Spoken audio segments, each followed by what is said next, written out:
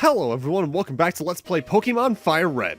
In the last part, we beat our first gym leader Brock and went through Route 3, and now we're in Mount Moon, home to way too goddamn many bats. This is Zubat, poison flying type. It's okay. If I'm recalling correctly in FireRed, you can't do any evolutions from Gen 2 onwards until post-game, and at that point, Zubat gets really good, because its third evolution, Crobat, which is based off of friendship values, which I'll talk about in a few moments, is pretty good. Golbat and Zubat, though, week 2, Fire, I think, Fire, Electric, actually no, not Fire, Rock, Electric, Psychic, and Ice, I think, are the four things there. I think I've said before that Poison is weak to Fire. It's not. It's just that in Gen 1 it often feels like it because there's very few Pokemon in Gen 1 that are Poison type that aren't also paired with Grass. Speaking of which, Paris! I actually don't usually run into this thing until later. This is a Bug Grass type. Fire. Flying as well if you have a Pidgey or a Spearow at this point, you have any moves for that. Rock, Ice, a lot of things weak to this thing. It's a very statistically weak Pokemon as it's its evolution Parasect, which it evolves to at level 24, I believe. But if you can catch one, it's not a bad Pokemon to use for catching others, because it learns a lot of status-infecting moves, like Stun Spore, which inflicts paralysis. There's one that's just called Spore, I believe, which inflicts sleep. It's pretty good for that. And time for a Bug Trainer. This is... Bug Catcher Kent just has a Weedle Kakuna, but upon beating the battle, Blaze reached level 16, which means it's time for our first evolution. I've talked about these a couple times thus far. Whenever a Pokemon evolves, their appearance completely changes, but they get notable stat boosts, and their move learning pools change a little bit as well. Sometimes evolutions gain access to new moves, however, there's often a very shared move pool, where, for instance, for Charmander and Charmeleon in specific, there's a powerful mid to late game fire-type move known as Flamethrower. Charmander and FireRed and Leaf Green will learn that at 31, but Charmeleon learns it at 34. While that's not the best example, there are times where you might want to delay a Pokemon's evolution by pressing the B button just for a few levels to learn that move a little bit earlier. I won't be really doing that here. I basically just go for evolutions when I think I'm completely set for them. There's only really maybe one or two cases where I'm going to not evolve a Pokemon until they know a specific move. Now this last actually brings me on to my next topic. Mount Moon doesn't have too many Pokemon in it. There's only 4. There's Zubats, Geodudes, Parises, and Clefairys, who are the rarest at a 1% encounter rate. This last does have a guaranteed one though in case you just want to get it into your Pokedex for some reason. Nothing too notable about this Pokemon at this point in the series. Normal type, so it's weak to fighting. I think it has a pretty decent HP stat if you can find one.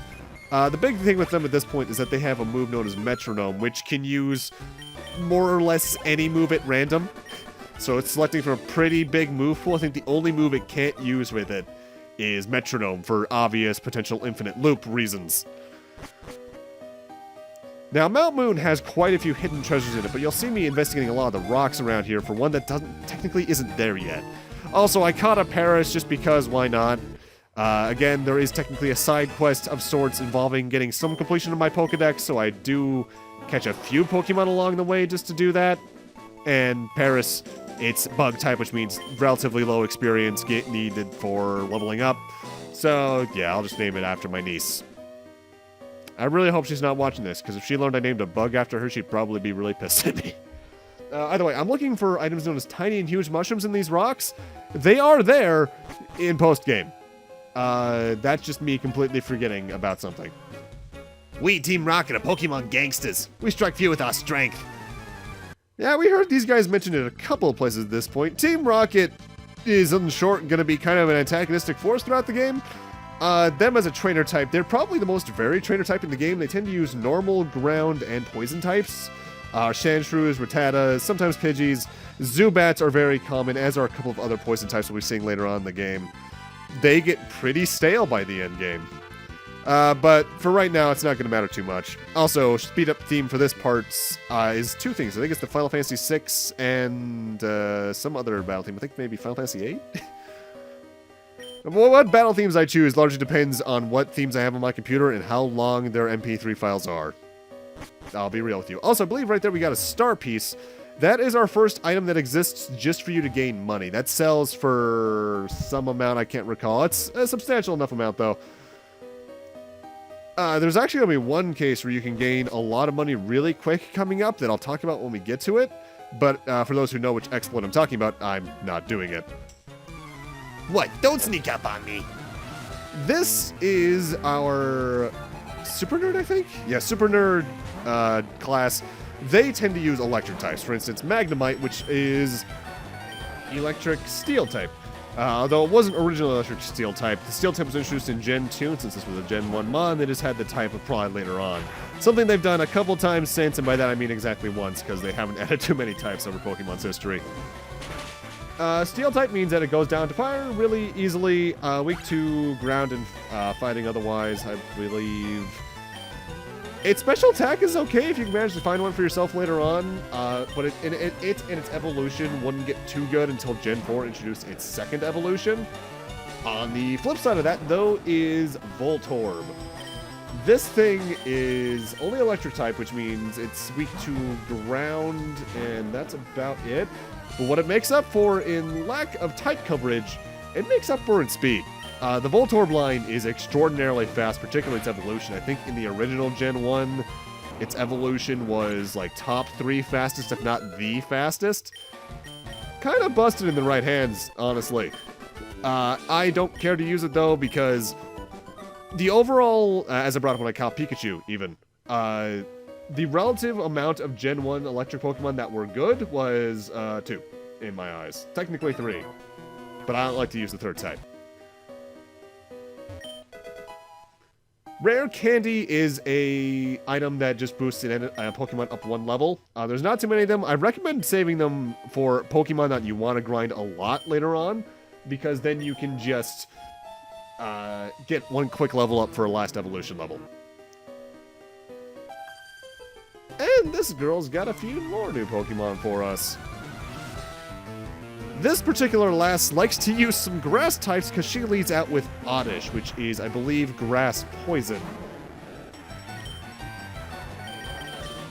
Weak to flying, fire, psychic, and ice, as grass poisons tend to be. This thing isn't too notable. I think its highest stat is like special attack. It's only really useful when you go for its evolutions. And this is, I think, the first Pokemon in the game that has 2 third evolutions depending on what item you use on it. I have my preference, and I'll go over that when we eventually encounter them.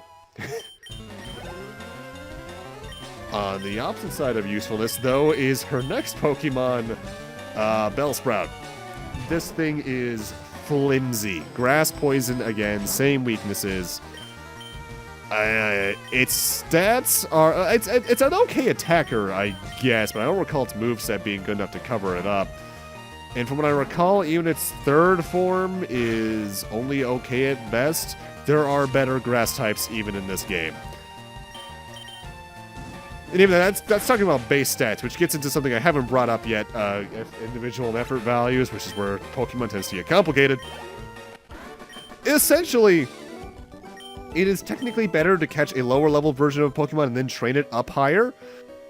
Essentially, the series has an invisible kind of experience points known as effort values. Whenever your Pokemon defeats an opponent Pokemon, I forget if it just has to be a wild or it's any, that Pokemon will give between 1 and 3 effort values in a stat that's usually relative to what its highest base stat is. And every 4 effort values in a stat, I believe, boost the points you gain from a level up in that stat by 1. Hence meaning that a Pokemon trained from level 70 will technically have lower stats than a Pokemon trained from level 30. Which even then is influenced even further by things like natures, which essentially I think there's like 16 different natures in the series. What natures do is that each Pokemon has one of the set list, and a nature raises one stat by a certain amount and another stat by another amount. I don't give a damn about either of those mechanics, honestly, because I am a casual Pokemon player at best. My mentality with these games, as you may have even seen at this point, I get rid of stat boosting moves. I'm all about taking my opponents out in 1 to 2 shots and winning as quickly as possible. That's just always been my mentality with these games. Also, earlier we got the Moonstone. That is our first evolution item. Certain Pokemon don't evolve by leveling up, like we saw our Charmeleon earlier. Some evolve by having high enough friendship values, which I'll get into in a moment. And others evolve by using items on them, like Moonstones. We've actually already met a Pokemon that can do that. If you find a Clefairy in here, it'll evolve into Clefable upon using that. The big thing to note about stone evolutions is, with barring a few exceptions, Pokemon who evolve from stones will not learn any more moves from leveling up, if I recall correctly. You're stuck with TMs from that point onwards. I'll be using, I think, technically 1 stone evolution later on from my memory. Looks at my potential team list. Yeah, 1. But you should note that if you want to make sure you have a certain move on a Pokemon, look at move lists online to see if they'll learn it by level first, and then train that Pokemon up to that level first. Also, this boss fight is fighting us. This is Super Nerd Miguel. And he has 2 new Pokemon for us. Grimer, who is, I think, just straight up Poison type, which means only Grass and Psychic are its weaknesses. This thing is weird to me because it's, I think, one of the more balanced attackers in the series with its HP. But from what I recall about its evolution, it's not the best. There are better Poison types. Mind you, I'm of the mindset that I don't experiment around too much with Pokemon. I know every Pokemon is someone's favorite, and they've probably gotten good use out of them. This is just from my own experience. I should probably state that now for those watching this LP later on. Coughing is one you should definitely get used to seeing in this game, though. Also standard Poison type. Pretty good defenses, though. It and its evolution have relatively high base defense stats compared to other Pokemon in the franchise. So, if you want a decent tank Pokemon, even though I don't really believe in tanking in Pokemon myself, it's there. Get used to seeing it, though, because Team Rocket's going to use a lot of those later on. And now we just got a Voltorb. By the way, I brought up friendship values earlier. Essentially, every Pokemon has a value to it that's, I think, between 0 and 255. That's just how friendly it is with you. It doesn't matter in the long run, at least at this point in the series. Starting from, I think, Gen 6 onwards, it would allow it to tough out fatal hits, get easier critical hits, so on and so forth. But for right now, the only things that it gets involved in are evolution for certain Pokemon. There's 2 moves that play into it. We'll see one of them later on. And I think in later games, they could also learn moves at different places. Also, this guy was hoarding these 2 fossils, but now we can just take one because we beat him. I'm taking the Helix because memes. Oh, Twitch plays Pokemon. You were a thing. And there's that, and if I'm recalling correctly, that fossil eventually becomes a technically more useful thing than the Dome fossil, which was the other one. I think the Dome fossil looks cooler, but the Helix is technically more useful. And welcome to the latter half of Route 4. I think there's actually a couple items I miss up here, but we'll probably eventually come back up here anyways. The only Pokemon of note you can encounter over here in the grass is, I think Rattata, Spearow. I think you can find Ekans here in FireRed, as well as Mankeys. And if you're playing Leaf Green, I think you can encounter Sandshrew, because, of course, I don't think I mentioned that yet. Certain Pokemon are more likely to be found in, or are just plain exclusive to, specific versions of every generation of Pokemon. Sandshrews, Leaf Green, Ekans is FireRed. Leaf Green got the better Pokemon there in my eyes, honestly, because I actually like using Sandshrew in its evolution Sandslash, especially in Gen 2. But with that, with us entering Cerulean City, I'm going to need to end this off here. Thank you guys for watching, and in Part 5, we're going to be exploring Cerulean City as well as heading to the route to the north of it, because the plot dictates we must. See you guys then.